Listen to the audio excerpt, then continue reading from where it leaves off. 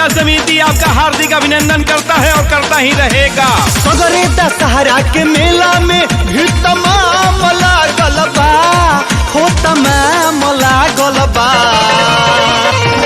धीरे चलाव गड़िया राजा जी।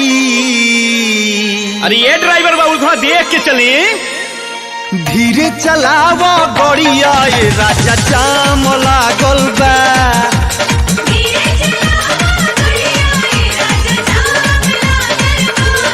के मूर्ति देखेला हो भइल बाटे रे लमरेला हो।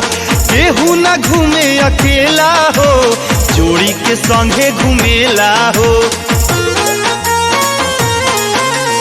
एक से एक पंडाल में लाखों दाम लागल बा।